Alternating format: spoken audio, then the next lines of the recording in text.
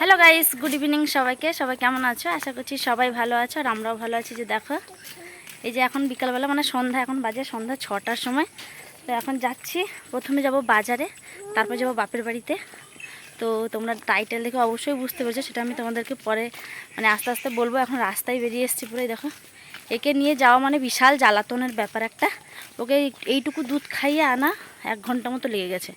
যাই হোক, তোমরা ভিডিওটা দেখতে থাকো, আশা করছি ভালো লাগবে। আর ভিডিওর মাধ্যমে তোমাদের সবটা বলবো।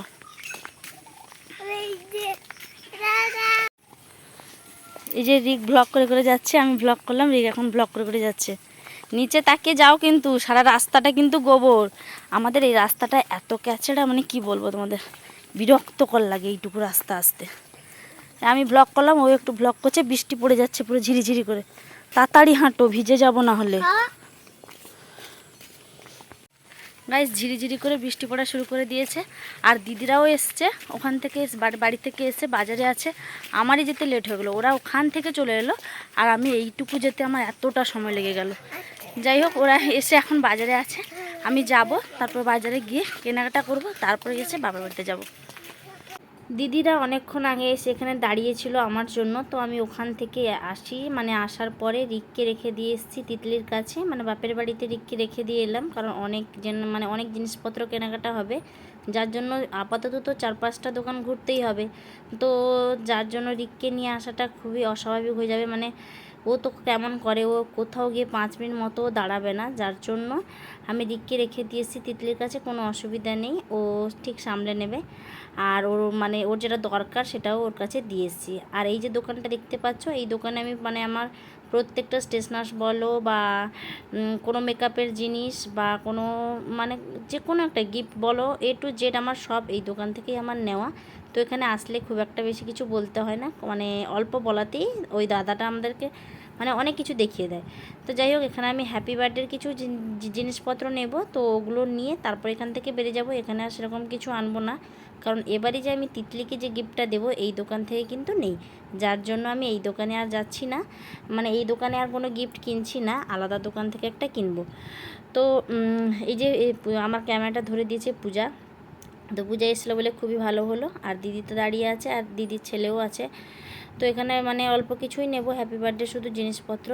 আর যেহেতু হ্যাপি বার্থডে বা ব্যানার নেব, বেলুন নেব, স্প্রে, ব্লাস্ট, এগুলো যা যা লাগে, সবাই জানো বার্থডেতে কী কী লাগে, তো সেগুলোই নিলাম ওখান থেকে। তারপরে চলে এসেছি আমরা একটা ব্যাগের দোকানে। এই যে তিতলির জন্য আমি একটা ব্যাগ চুজ করছিলাম, তো বার্থডে গিফট হিসাবে কী দেওয়া যায়। তারপরে ভাবলাম যে 2 সাইডের ব্যাগগুলো হয় না, তো ওগুলো তার রয়েছে, কিন্তু আমি তারপরে ভাবছিলাম একটু ছোট দেখে ছোট সাইজের দেবো ওকে, কিন্তু একদমই আমার পছন্দ হলো না। আর আমি মানে একটা দোকান ধরে রাখি, আর যতবার আসি এই দোকান থেকেই ব্যাগ নিই।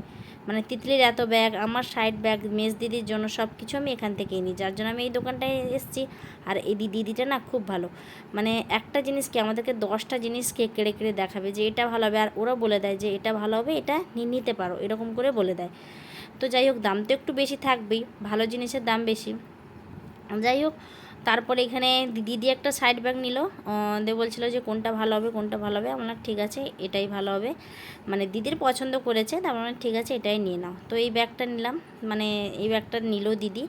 আর তিতলির জন্য ওই একটা ছোট্ট একটা ব্যাগ, ওটা হ্যান্ড ব্যাগও নিতে পারো, আবার সাইড করেও নিতে পারো, মানে 2 রকমের পদ্ধতি রয়েছে নেওয়ার। তো ওইটা আমার খুব বাচ্চাদের, তো ওইটা খুব ভালো লাগলো। যাই হোক, এবারে বিল পেমেন্ট করব, তারপরে বেরিয়ে যাব। এই যে বেরিয়ে চলে এসেছি, হাতে এই যে ব্যাগ ধরে নিয়ে এখন হাঁটা দিচ্ছি।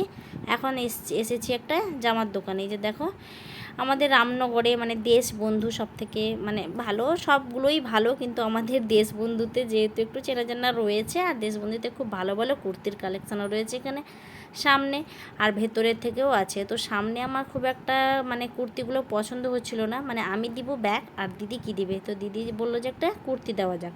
এখন যে সব এই সব মডেলের ড্রেস বেরিয়েছে, কুর্তিগুলো সামনে একটু ডিজাইন থাকবে, আর পুরো গাটা কিন্তু প্লেন থাকবে। তোর জন্য ওগুলোই দেখছিলো, বললাম এখান থেকে একটা চুজ করে নিতে। তো এই পিঙ্ক কালারটা ভালো লাগছিলো, কিন্তু আর একটা নেভি ব্লুও কিন্তু ভালো লাগছিলো। যাই হোক, এসে পৌঁছে নেভি ব্লুটা নিয়েছি, মানে ফাইনাল এই যে নেভি ব্লু কালারটা এটাই নেওয়া হয়েছে। তো এটা নিয়েছি, একদমই ঠিক করেছি। তার কারণ হচ্ছে ওর মামার বাড়ি থেকে একটা পিঙ্ক কালারের ড্রেস দিয়েছে, তো এটা নিলে কিন্তু একদমই ভালো হতো না। তো এখানে পূজাকে বললাম তুই একটা নিবি, ও না ছাড়া হ্যাঁ বলে না। যাই হোক, ওখানে নিয়ে চলে এলাম একটা কুর্তি আর লেগিংস, মানে ওর সাথে ম্যাচ করে দিদি আনলো। তারপরে এখানে চলে এসেছি, সব বাচ্চার জন্য চকলেট নিয়ে নিলাম আর তিতলির জন্য একটা ডেয়ারি মিল্ক নিলাম। তারপরে এখানে একটা টক দই রয়েছে, সেটা হচ্ছে তিতলি আজকে জন্মদিন বলে ওর বাবা বলেছে এনে খাওয়াতে, যেহেতু সে টক দইটা খুব ভালো খেতে খুব ভালোবাসে। তারপরে স্প্রাইট মিষ্টি এগুলো সব নিয়ে চলে এলাম। তারপরে বাড়ি এসে দেখি কিছুই হয়নি, সবাই বসে আছে চুপচাপ। এই যে দেখো, তারপরে যে তিতলির বার্থডে গিফট মানে তিতলির বাবা কি দিয়েছে, মানে আমার দাদা তিতলির বার্থডেতে কি দিয়েছে সেটা তোমাদের সাথে শেয়ার করব। এই যে দেখো, একটা কানের দিয়েছে, আর এইটা দেখে নাও, এইটা হচ্ছে তিতলির ভাইয়ের জন্য, মানে আমাদের পুচকু সোনার জন্য এই লকেটটা। শিব ঠাকুরের ফটো রয়েছে এই লকেটটা, ওম আছে, ওমের মধ্যে দেখেই বুঝতে পারছো যে ডিজাইনটা কত সুন্দর লাগছে। এটা আমাদের পুচকু সোনার জন্য, আর এটা বানানো হয়েছে তিতলির জন্য বার্থডে গিফট হিসাবে। তিতলির জন্য এই যে সেফটি পিন বল, এত সুন্দর লাগছে কি বলবো গাইস। আর ওই বলটাতে পুরো একদমই ডায়মন্ডের মতো কাজ করা আছে, দারুণ লাগছিল। আর তিতলিকে পরে খুব ভালো মানিয়েছে, সেটা তোমাদের সাথে একদিন শেয়ার করে দেবো। তারপরে এই যে রিক এখন জ্বালাতন করছে যে ও নিবে, ও গুছাবে। এই যে বসে আছে বার্থডে গার্ল, দেখো কি আনন্দটাই না হচ্ছে। যারা আমার ডেলি ব্লগ দেখো তারা অবশ্যই বুঝতে পারছো। যাই হোক, সপ্তাহে একটা করে বার্থডে পড়েছে, মানে একটা সপ্তাহে একটা করে বার্থডে। এই দেখো গাইস, বেলুন ফুলানো চলছে এখানে। আর এই যে রানী এখানে টিভি দেখছেন। এই দেখো, একে রে ও পূজা, একে জানিস না, দেখছিস কেন তাহলে? এই দেখো সিরিয়াল দেখছে এখানে। আর যে দেখো বলছে মুখ আমার অক্সিজেন বেরিয়ে আসছে, অক্সিজেন কোথা থেকে বেরিয়ে চলে এসছে। আর একে দেখো, আরে সব বেলুনগুলোকে এখানে বের করে আর দেখো কি করেছে।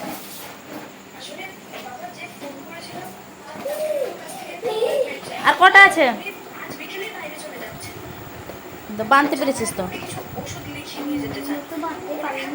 আর কটা ফুলে দিয়ে শেষ কর।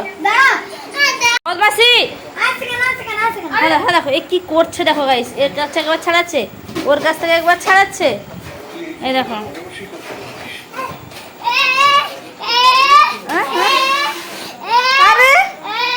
আর এখন বাজে হচ্ছে দেখো 9:20, মানে এই ঘড়িতে 9:20, মানে এখন বাজে 9:30। এখন বেলুন ফুলানো চলছে। কেক কাটিংটা কটার সময় হবে বার্থডে গার্ল? কটার সময় হবে? কটা? 10:30। রাত 12টার পর তো ডেট পেরিয়ে যাবে, 12টার আগে, মানে 1 মিনিট বাকি থাকবে কেকটা কেটে ফেলবে। হ্যাঁ, এই দেখো বার্থডে গার্ল, ওর বাবার দেওয়া গিফটটা তোমাদেরকে যে দেখালাম, এই দেখো পরে নিয়েছে। এই দেখো এত সুন্দর লাগছে, খুব সুন্দর লাগছে, ডিজাইনটাও খুব সুন্দর, আর এর মুখেও খুব সুন্দর মানিয়েছে। এই দেখো ডায়মন্ড মতন কাজ করা আছে, দারুণ লাগছে দেখতে।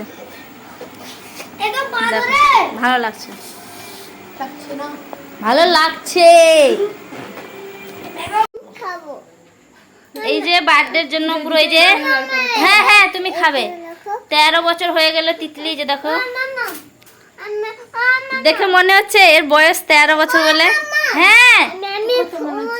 হ্যাঁ তুমি ফুল খাবে। এই যে কেক মনে হচ্ছে 20 বছর 25 বছর হবে হয়তো। এই যে দেখো ডেকোরেশনটা এরকম হয়েছে। পূজা দিদি 30, তোর 25। চলো এবার কেক কাটা শুরু কর, ছুরি করে। হ্যাপি বার্থডে কুয়াও, কাট। হ্যাঁ কাটো কাটো কাটো। Happy birthday to you, happy birthday to you, happy birthday dear Titli, happy birthday to you. Clap clap করো সবাই, ক্ল্যাপ ক্ল্যাপ করো, ক্ল্যাপ ক্ল্যাপ কর।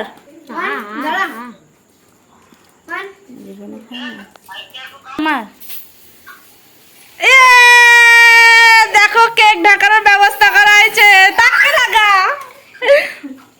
সব বার্থডেতেই হয়, তো এখানেও সেই সেম প্রবলেমই হয়েছিল। তো এটা কেউই ফাটাতে পারছিল না।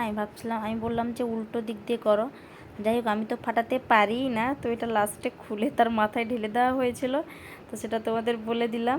এই যে দেখো, সবাই সবার মতো আনন্দ করছে। আর মানে আমার বৌদি আজকে একটু প্রবলেমে পড়ে গেছে। সেটা হলো, আমার বৌদি বার্থডে হলেই সবাইকে কেক মাখানো, এটা হয় একটু বার্থডেতে।